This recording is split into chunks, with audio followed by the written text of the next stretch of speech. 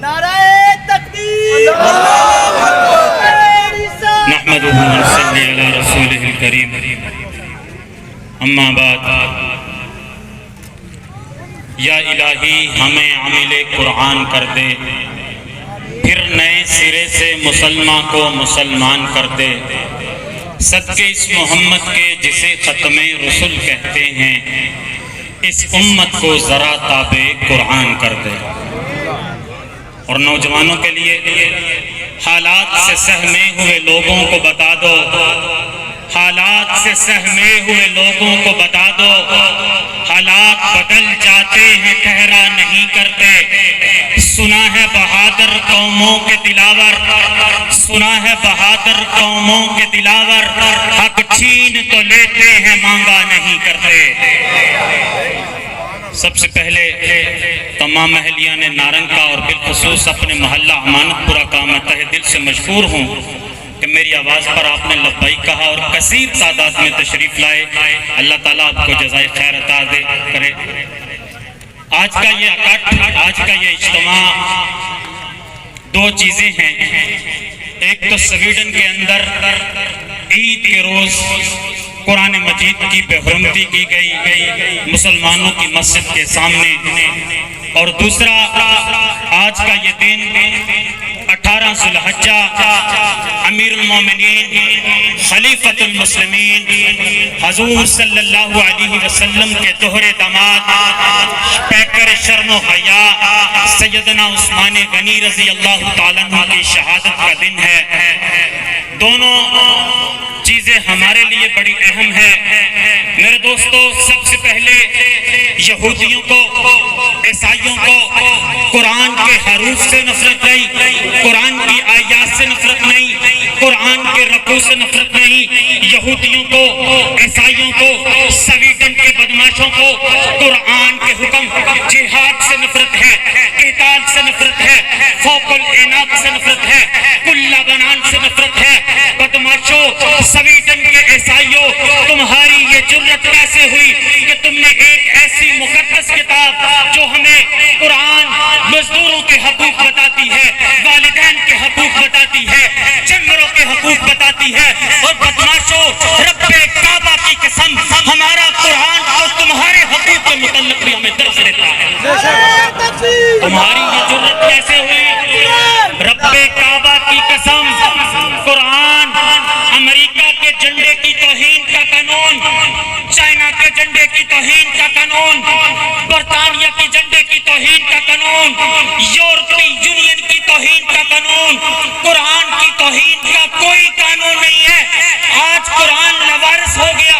رب کعبہ کی قسم، یہ تو وہ قرآن تھا جس کو حضور صلی اللہ علیہ وسلم غاروں میں پڑھا کرتے تھے، ابو بکر صدیق نمازوں میں پڑھتے تھے، عمر نوافل میں پڑھتے تھے، عثمان و علی تہجد میں پڑھا کرتے تھے۔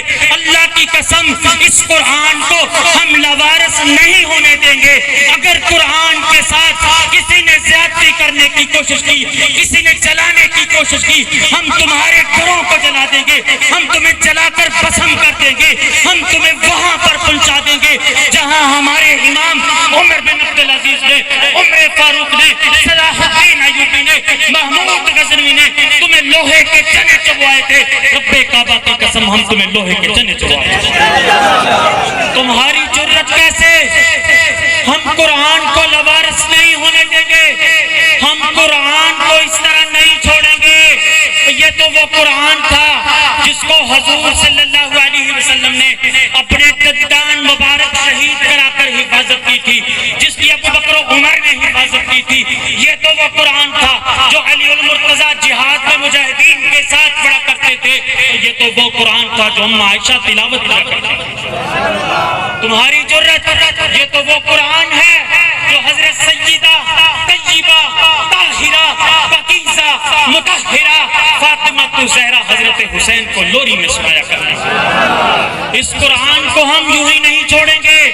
اگر تم اپنی ان اوچھے ہتھ کنڈوں سے باز نہ آئے، اگر تم اپنے ان ہتھ کنڈوں سے باز نہ آئے، رب کعبہ کی قسم ہم تمہارے گھر میں گھس کے ماریں گے۔ ہم تمہیں وہاں پر مسلمانوں مجھے تم پر بھی ایک شکوہ ہے، میرے نوجوانوں مجھے تم پر بھی ایک شکوہ ہے۔ آج قرآن چلایا گیا، تم نے قرآن کے حکموں کو چھوڑ دیا، تم نے قرآن کے جہاد کو چھوڑ دیا، تم نے قرآن کے قتال کو چھوڑ دیا، تم نے قرآن کی ایک ایک آیت کو چھوڑ دیا، قرآن صرف غلاف میں لپیٹ کر گھر میں رکھ دیا۔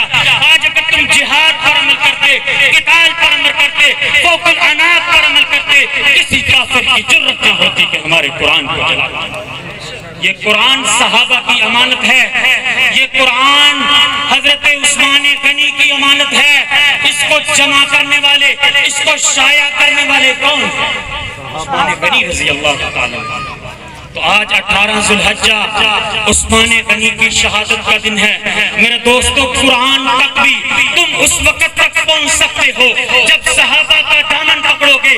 اگر صحابہ کا دامن چھوڑ دو، نہ تم قرآن تک پہنچ سکتے ہو، نہ نماز تک پہنچ سکتے ہو، نہ نبی کی تہجد تک پہنچ سکتے ہو، نہ نبی کے حج و عمرہ تک پہنچ سکتے ہو۔ میں آپ سے ایک سوال ہے، تمام مسالک موجود ہیں، نبی نے تہجد پڑھی، نبی نے نمازیں پڑھی، نمازوں کے گواہ کون ہیں؟ بول کے بتاؤ، نمازوں کے گواہ کون ہیں؟ نبی کی تہجد کے گواہ کون ہیں؟ نبی کے حج و عمرہ کے گواہ کون ہیں؟ نبی کے صدقات خیرات کے گواہ کون ہیں؟ میرے دوستو، آج 18 ذو الحجہ ہے، آج کے دن سیدنا عثمان غنی رضی اللہ تعالیٰ عنہ کی شہادت کا دن ہے۔ ہم ان کو بھی خراج تحسین پیش کرتے ہیں، اور جنہوں نے سویڈن والوں نے یا کسی ملک نے بھی قرآن کی بے حرمتی کی، قرآن کی گستاخی کی، تو ہم اس کی پرزور مذمت کرتے ہیں، بلکہ مرمت کرنے کا ارادہ رکھتے ہیں۔ وما علینا الا البلاغ۔ سویڈن پر سویڈن پر سویڈن پر مسلح بیچ کر خنجر خرید اے بے خبر صوفی، مسلح بیچ کر خنجر خرید اے بے خبر صوفی، کہ ٹکرانے کو ہے تیری فقیری سے شہنشاہی۔ میرے دوستو، آج کے آخری خطیب ہماری جامع مسجد مرکزی نورانی مسجد کے خطیب مولانا محمد اکرم رضوی صاحب کے ملتمس ہوں کہ وہ اپنے خیالات کا اظہار فرمائیں۔ مولانا محمد اکرم رضوی صاحب۔